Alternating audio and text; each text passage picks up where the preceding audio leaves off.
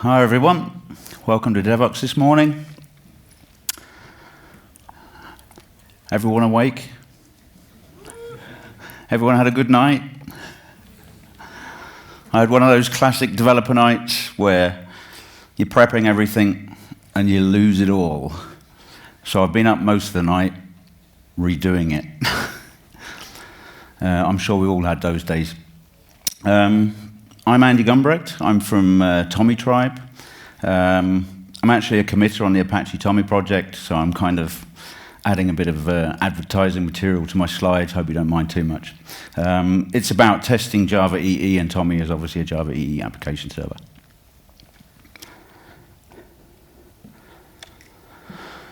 I'll start off with something that I asked originally when Arquillian came along. What the hell is Arquillian? Well, it turns out that Arquillian was basically taken from the film Men in Black, and they're the guys that were going to blow up the Earth, and the Famek are the enemies of Arquillian. So it turns out they were quite good guys, the little cute guys in the body. They're not here to destroy us. We're actually here to take over your testing world. So befriend Arquillians, and I put it here phonetically because every time I say Arquillian, I owe you a beer. Befriend Arquillians. Some of the top Arquillians are not here to destroy us. Aslak Knudsen, who's the project lead of Arquillian, Pete Muir is a co-founder. And we also have Alex Soto, who's the inventor of Arquillian Cube and the project lead on Cube. They're all great committers to the open source community. They've given a lot and taken nothing from us. We're basically here to talk about testing. I'm sure you all know what apt.test, the annotation, means. Are you using it? Who's using it? So that's probably 2/3, which is pretty good. If you're not using it, you should be using it, and you should be understanding it now. What are you actually testing when you're unit testing? Basically, you're creating a small portion of code that tests your production code. The side effect of that is that you're actually going to produce good code because the test ensures that.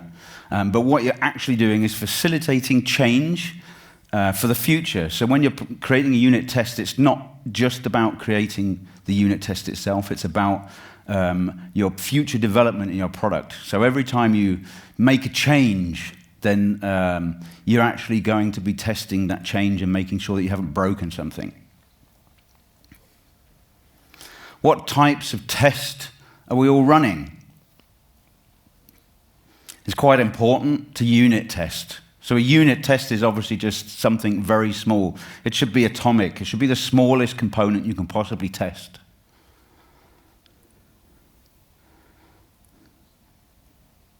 We'll go the right way. Integration tests. They should take those small components that you've just tested and put them together in some kind of package, and they should be tested together. So your components are testing your components. And then you have your functional tests, whereas you take all your components, all your integration tests, and you package them, ideally, as close to your production environment as possible, and you test them all together. This is where today a lot of people are using basically mocks. I really don't like mocks. They were good for a while, but they're not good for J2EE. I nearly said that word, I'm sorry. Java EE testing. They're not good for EE testing because, basically because you're not testing your production environment. If you're testing all of these things, then you're probably on the right path. If you're not, then you're probably on the wrong path.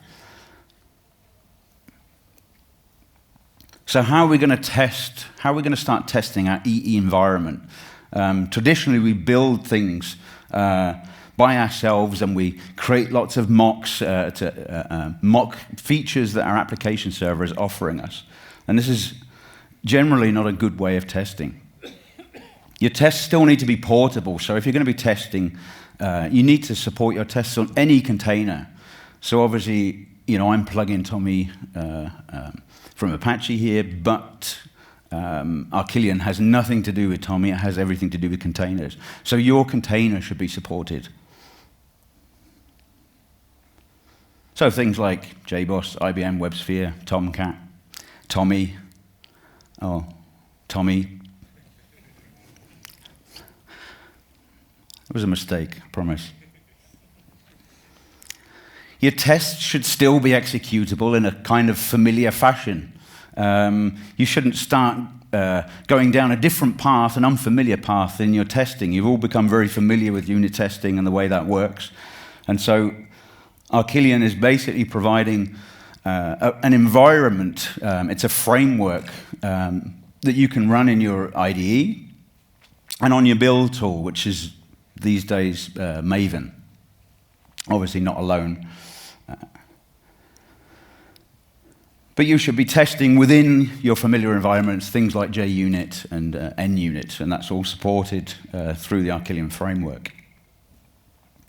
So I'm just going to introduce you to the basics of how Arquillian decides to test against our application server. We're initially going to select a container. So it can be any of the containers, any of the familiar containers out there on the market today. There's an implementation for pretty much everything. So we select the container we want to test with. And then what we need to do is take our application. So this is where we start to think, okay, we're not doing a unit test, we're not doing a functional test, we're not doing an integration test, we're doing everything together. How are we going to do that in our environment? Well, the way Arquillian works is it builds your application and ships it off to the container. So all containers have some form of deployment, whether it's an embedded environment or a remote environment. We'll build the application and send it to the server. And we use a mechanism called shrink wrap. It's an API, and you can use it to build simple Java jar files, or web archives, which everyone's familiar with these days. And if you're still creaking at the seams, you're going to be using enterprise archives, EAR files. We then take that package application and we run it in the test container. And again, this is all transparent. The test container is any container. It's not designed to be just one specific container. And then we build a test. So what we've done is we've taken our application, we've built our application, it's been deployed to our application server, and then we need to test against it. And that's done basically by sewing in the run with Arquillian class. That tells our unit test that we're going to be firing up that container, and Arquillian takes over this role.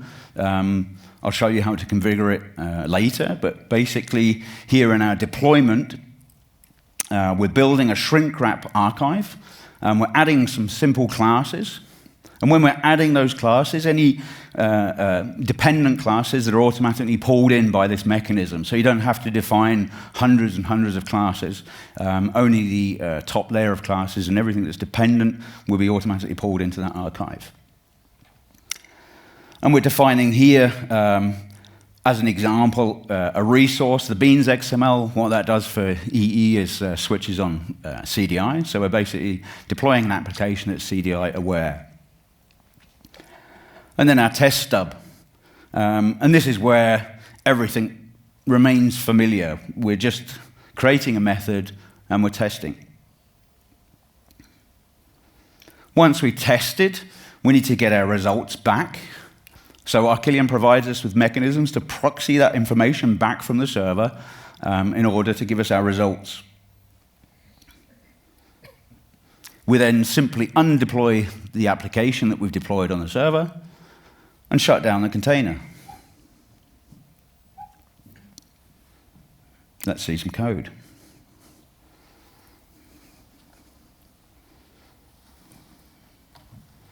Wow, that went really quick.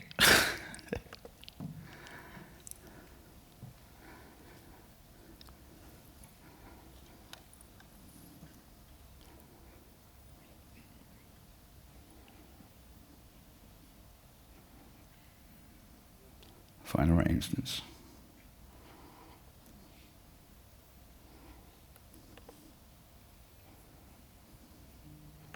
Okay. Yeah.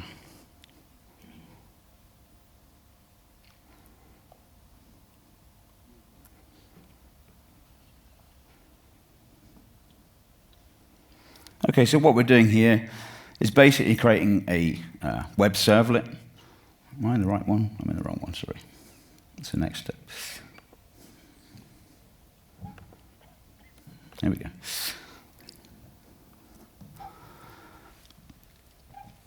Okay, start again.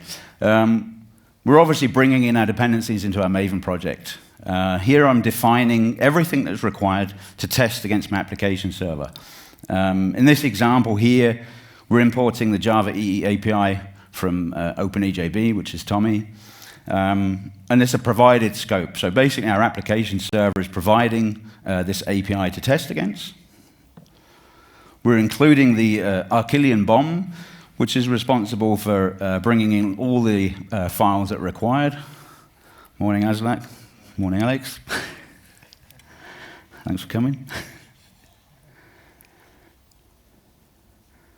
And we define our container. So Arquillian Tommy remote is the Tommy remote container for the Tommy application. And you will find a corresponding container Maven plugin for your server. And then shrink wrap, which brings in our shrink wrap API. And for me personally, Jacoco to test my coverage. So that's supported as well. And then simply an HTTP client to test against my server. I like to test my client as if it was a real client. We can test with an embedded version, so there's basically a remote version of the container, and there's an embedded version of the container. Which one you use is up to you. That's kind of a deeper tutorial and too much information to cover here. And finally, at the end, our Arquillian, nearly had to buy all the beer there, Arquillian JUnit container, and this is what JUnit uses to actually fire up the mechanism.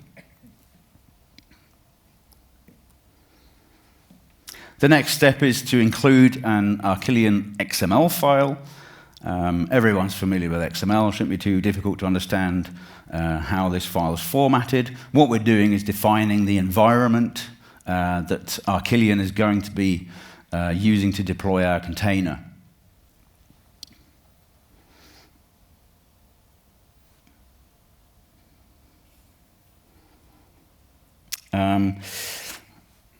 I didn't mention this in my talk on Tuesday. Didn't actually realize how important it was because it's something we've been doing for a long time.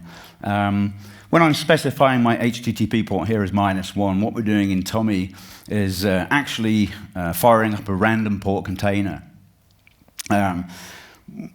We started with this because we knew we were going to be testing in parallel. As it turns out, Tommy's the only one currently on the market that is testing using a random port. So we're the only one who can actually test and run tests in parallel. I hope the other guys adopt that. Like I say, I didn't actually know that we were doing that and no other guys were doing that because that just made sense. If you've got hundreds of tests running against your container, then you want to be able to run it in parallel.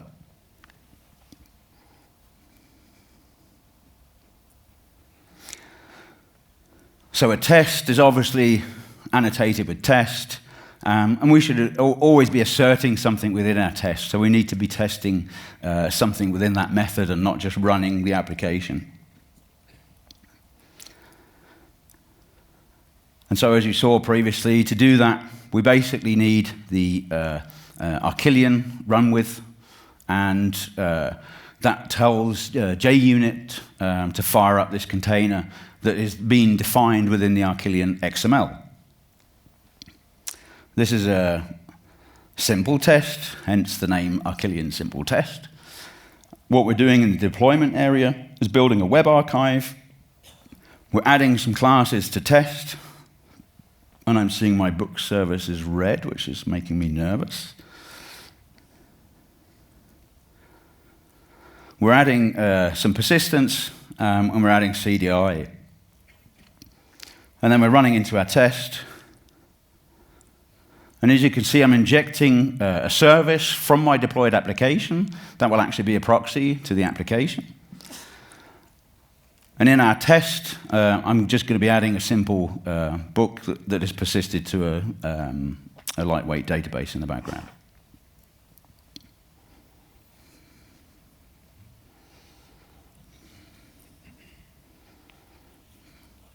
Yeah, so we'll go ahead and run this.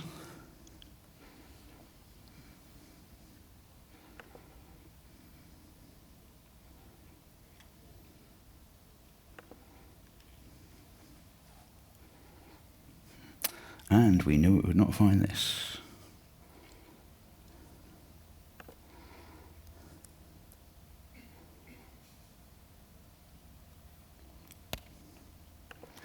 There's that brilliant demo effect.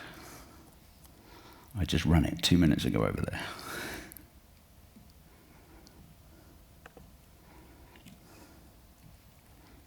Just bear with me a second.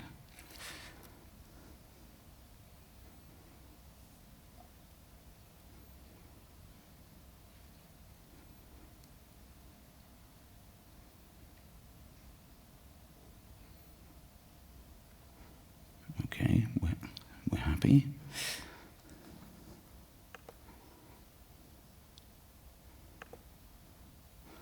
Oh, it's jumped to the wrong one again.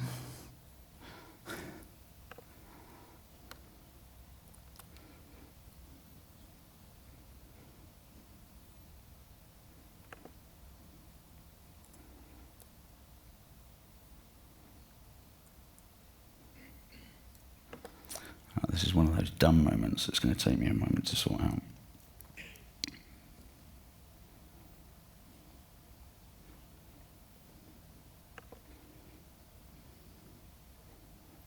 My interface is being killed.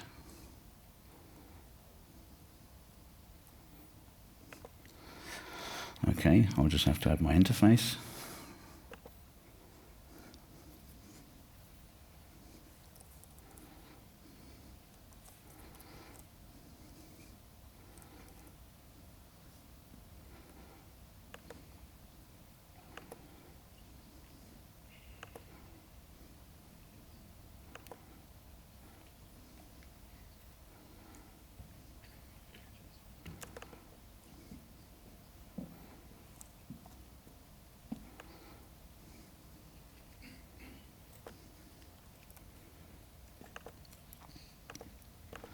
Okay, I apologize for this. I have no idea why this has been deleted this morning. This is one of the things I'm basically trying to rebuild.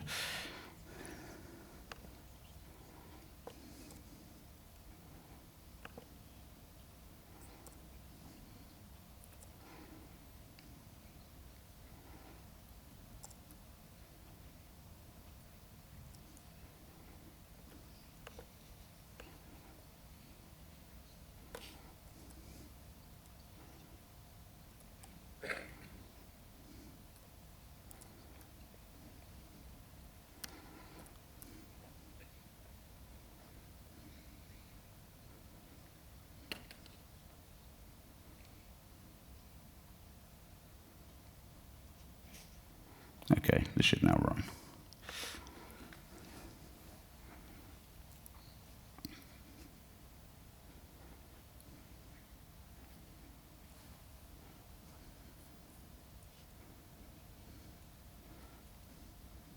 I've turned my firewall off. Was that someone here? Okay, you can see in the logs basically quite extensive logging. Arquillian takes the information that's been provided through the configuration.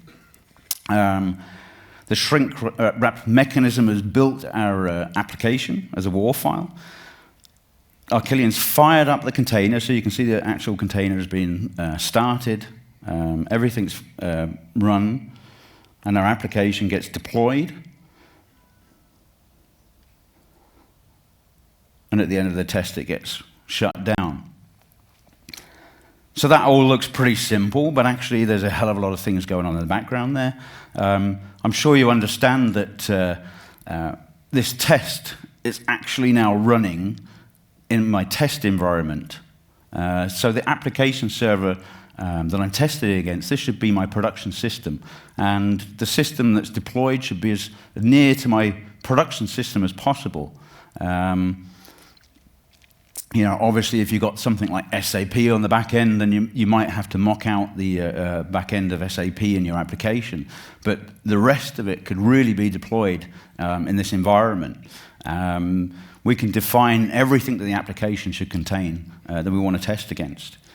So rather than just testing a small part of my application in a very isolated environment, I've exploded it right into my application server. And if something's going to go wrong, this test is going to be far more likely to show you that there's something wrong with your code, as it just did.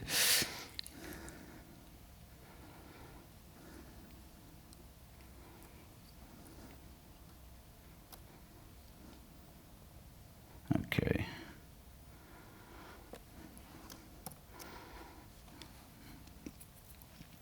So this is my Arquillian light test. And this just takes things a slight step further, and it's to show you basically the flexibility that's involved when we're building our application. Every application is different, and we need to cover as much, if not everything that's possible and feasible to do within your web application within the shrink wrap environment. So here, you can see I'm using maven coordinates. So rather than define particular classes multiple times, what I can do is actually pull in maven dependencies into my application. So you're building your environment through the shrink wrap mechanism to be as close to your production system as possible. And this is made much, much easier by being able to import maven through coordinates. And again, shrink wrap basically takes this information, and we add those libraries that we've resolved through the maven resolver. And again, we're adding persistence and initializing CDI within our application.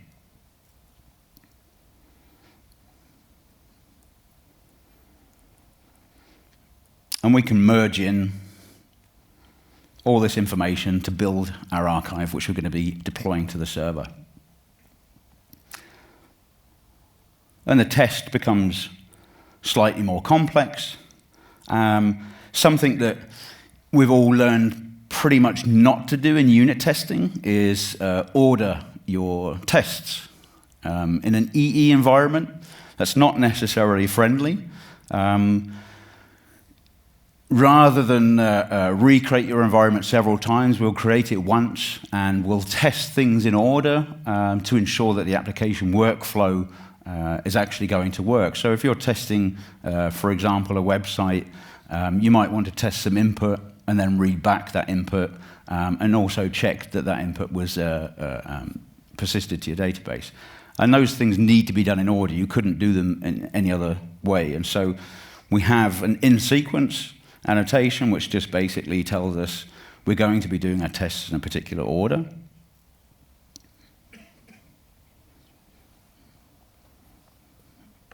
And again, if I run this,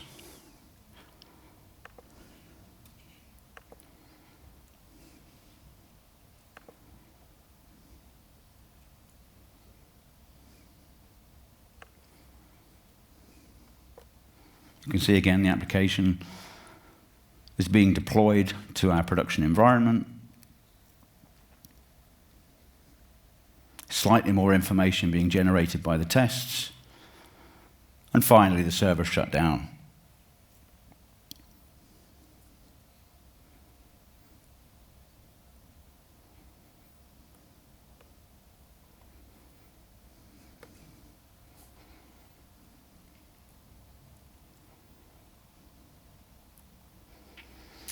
So just moving on to another more complex scenario. And this is where we're really pushing everything to the limit. And this is what we want to do with our application testing. We need to push it to the limit. And so everything we need to push our application to the limit is provided for us. Initially, this looks quite nasty compared to the last one. But what we're actually doing is dynamically building our web descriptor. So we can actually build pretty much every element that you need to build for your application through the descriptors in a dynamic fashion. So each test can test as you want to test. You don't need to define web XML files for the test environment, but you could do that if you wanted to and import those rather than build it dynamically here. This is just to demonstrate the fact that you can do it dynamically. Obviously, if you've got multiple tests, this implementation could come from somewhere else. So you could be generating this web descriptor in your test suite for different scenarios. Again, we're importing some maven coordinates. We're building our shrimp graph. And this is where I start to experiment with some mocking. And that's without using Mockito or any kind of fancy framework. Nothing's to stop you using Mockito if you want to continue using Mockito. The problem I see often with Mockito is people test Mockito rather than test their application. It's very easy to stub out some serious information that you actually should be testing in your real environment. So this mock here is basically a class that I've defined, and I'm producing the information. I understand what I'm testing, and I'm governing what I'm testing and where I'm testing. So this is sidestepping any kind of mock framework and putting the onus on myself to actually test the correct information.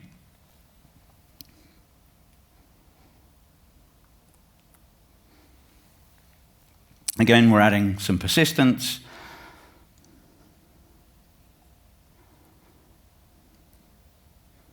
Now this persistence, this can be done on a test-by-test basis. So it can be a test resource. You'd have your production persistence environment, and you can have a test persistence environment.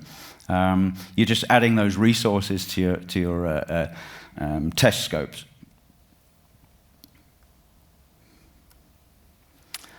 And I'm also providing a beans XML file that tells me I'm going to be using an alternative class. So I could separate my production book service.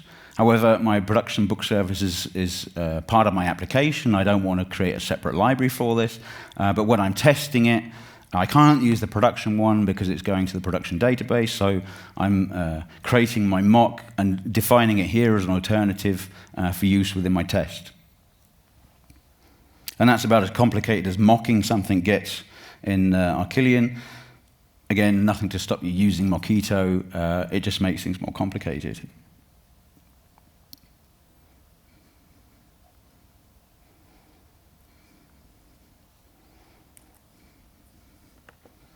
And again, we'll run this test.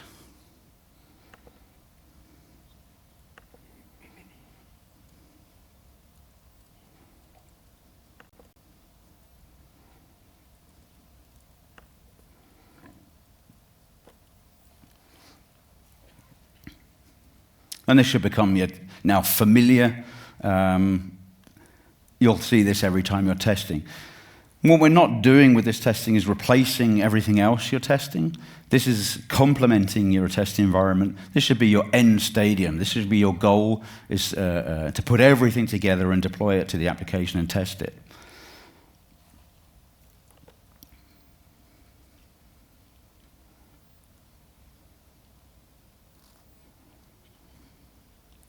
So you can see it's generating a huge amount of information. Everything's being produced as it should be and tested against my application server as it should be.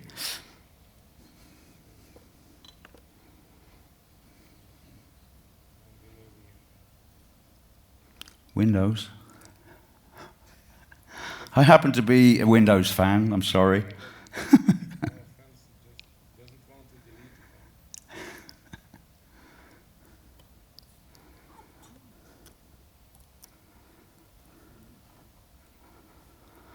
So now we move on to something that I can talk about, but unfortunately not able to demonstrate unless Aslak or Alex have a magic solution for Arquillian cube. It's one of the things that was destroyed last night, and I've been trying to fix all morning. Unfortunately, I haven't been able to fix it. However, we can talk about it. I can show you how it's put together, and I can assure you that it does work in a working environment. This is unfortunately not a working environment.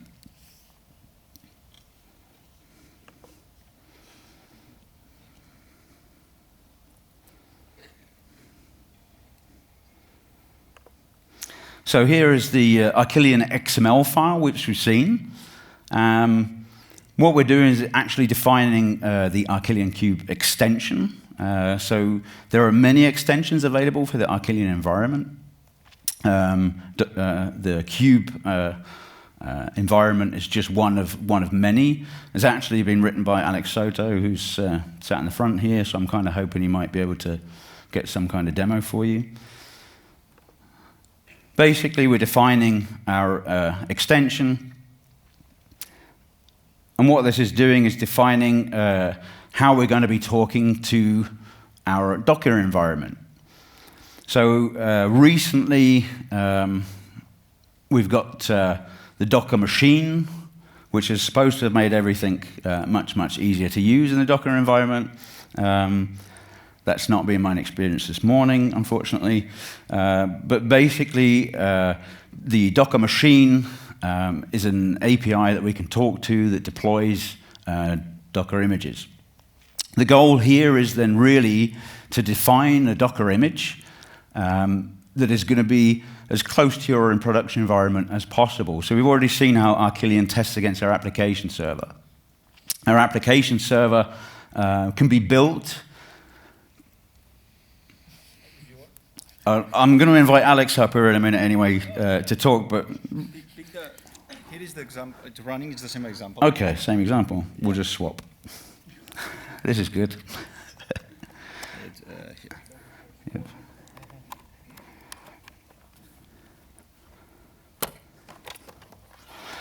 Magic.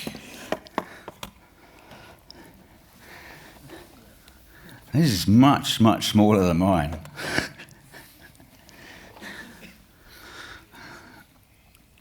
I've been nudged several times to get rid of it, but you know how you sort of fall in love with your PC and you don't want to let it go, and there's lots of stuff on there, and you know it's going to take you weeks and weeks and weeks.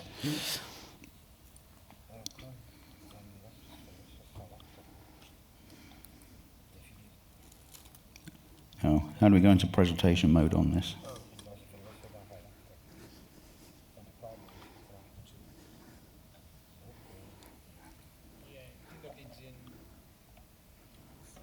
Do you know the key combination for? I think that it's upper left. I don't remember. Is it big enough? Can everyone read that? Okay. Okay, so we basically got our Docker extension. That's the only thing that we're adding to our Arquillian XML file. We're using here a Tomcat container.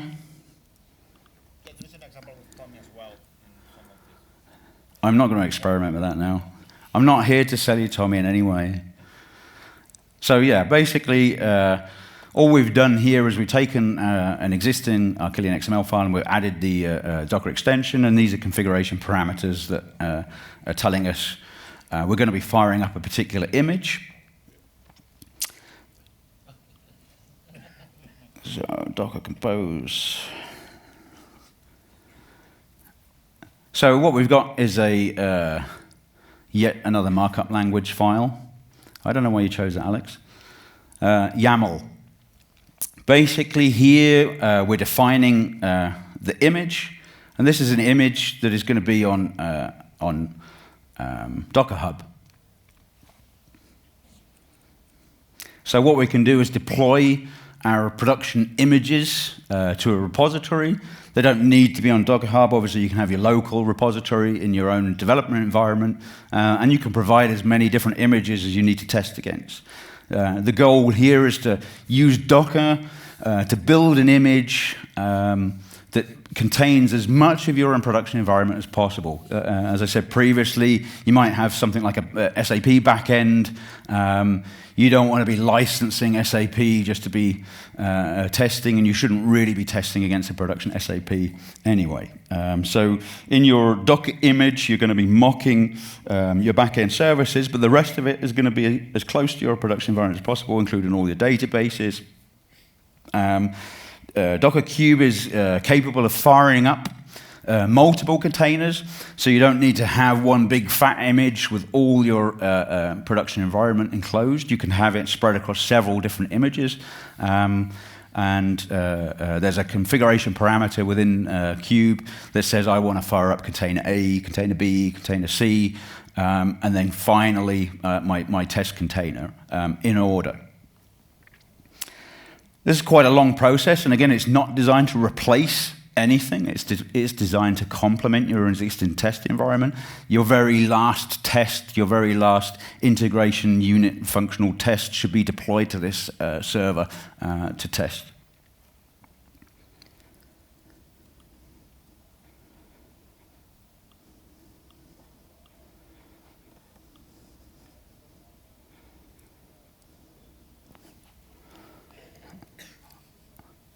I need my glasses, I can't see this.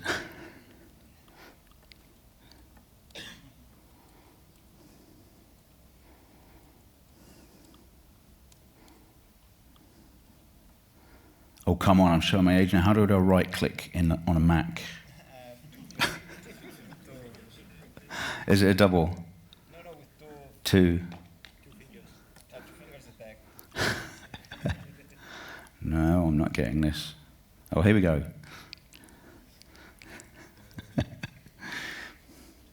You need to start the Docker machine first. You want to run the test. Oh, okay. Is this not running? No, you can, but well, you want open it, terminal, yeah, and do a Docker machine. Well, it's on the pad.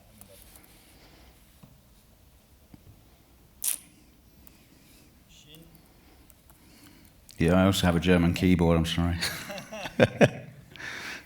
Machine start and dep. Dep is the machine, the default machine. Dev. Dep. DEP? D, dep. Development. The dep. No, with V. yeah. Victor. Victory.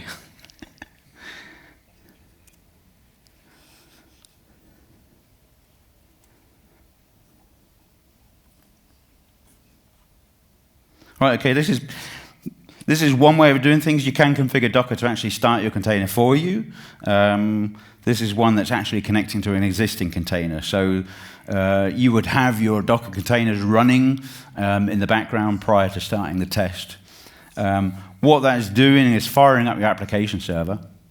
And when Kube fires up, it actually does all the shrink wrap, does all the testing that we've just seen, and it deploys it to the server that's running on your Docker image. Okay, and I'm going to still struggle with that. Hey. I learn quickly.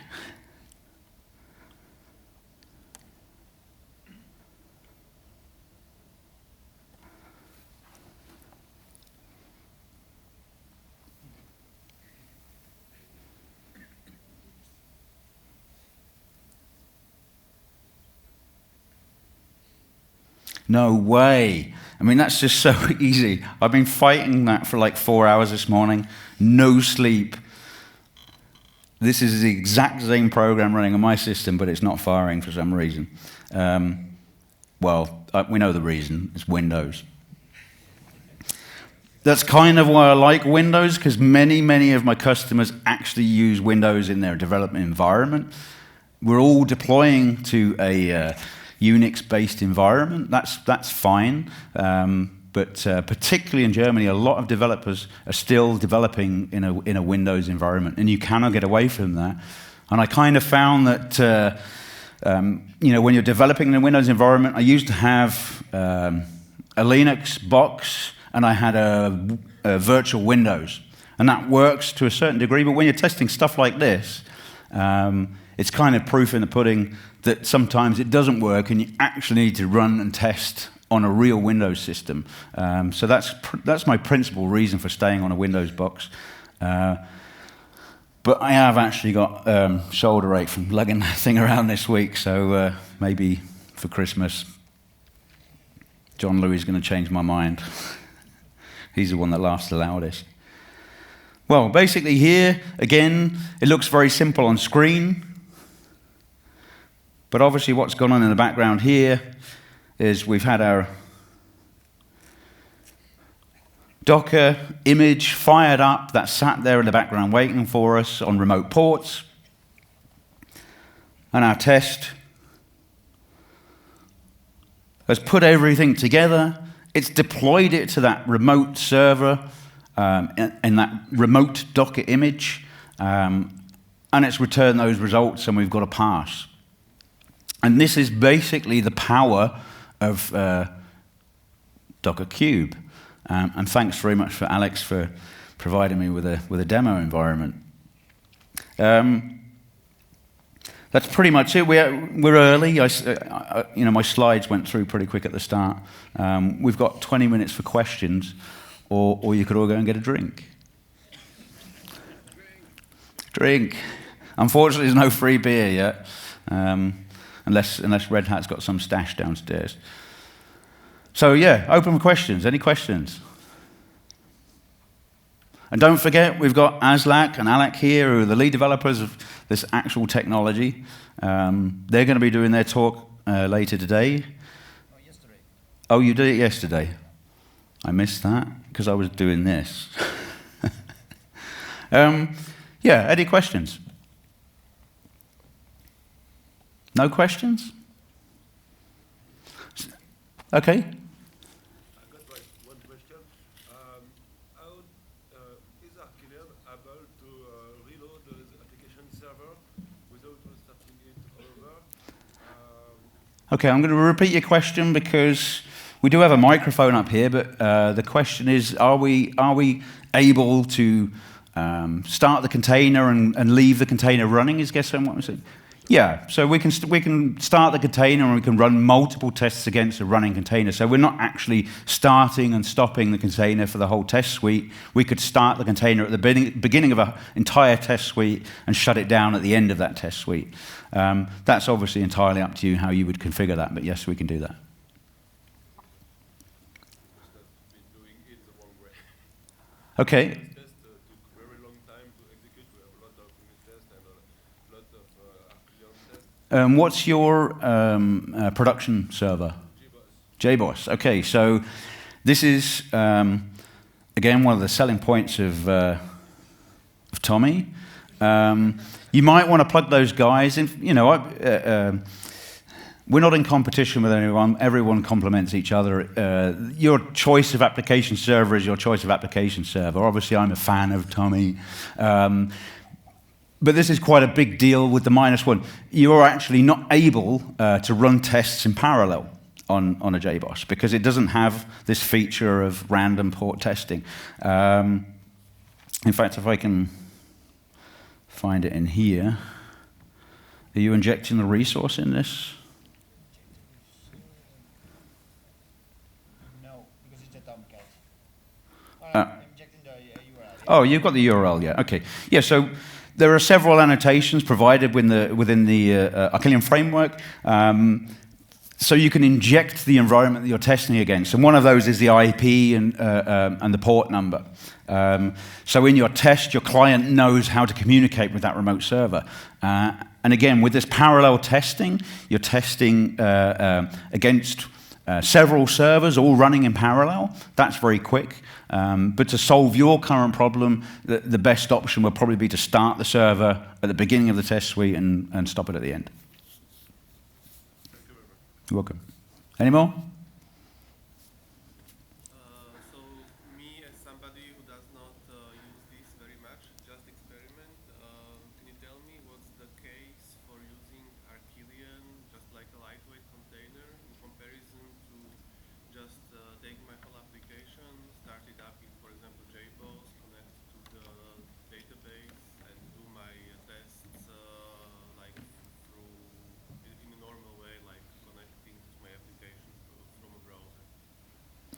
Okay, so this is the environment that we were talking about at the beginning, which is where you're defining your own environment, you're building your own environment. It's quite easy for you to build and define your own environment and your own system, but then when you want to hand that over to someone else on their machine, you're going to have to rebuild that environment, that test environment, for that other developer. And you're going to have to do that for all of your developers. Whereas here, all you're doing is shipping a maven file. So you give them a maven POM and a project, and it will define the entire environment for them. It will download all the dependencies. It will download the application server. So you can build this environment yourself, or you can let Arquillian build your environment for you. And that's the advantage of Arquillian. You don't have to download anything yourself manually. You don't have to install anything yourself manually. All you're doing is telling Arquillian how to do it for you. So, yeah, that's the biggest advantage over creating your own manual testing environment. You're defining an automated testing environment. You might want to change your application server. That's a way down the road kind of scenario. That's probably pretty rare. But what's not rare is you have one testing environment and then you have your production environment. So you might have a JBoss in your testing environment and a WebSphere in your production environment, and you're not going to fire up a WebSphere for licensing issues. So, trying to configure that and rebuild that test environment is done very, very simply by just simply swapping out your container. So it's just one change in a POM, and it will download everything and build everything for you. Is that okay? Yeah, thanks. Is it easy to fill your database with data? Yes, there's actually, it's a good question. Are we able to seed our database with data prior to our tests? Yes, we can. There's another Arquillian extension which is specifically designed to seed databases prior to actually firing up the tests. So, and again, that is database independent, and that can all be done as part of an extension package to Arquillian. Yeah. Is that okay? Good stuff. Any more? No? Okay, well, let's wrap it up. Thank you. Have a nice day.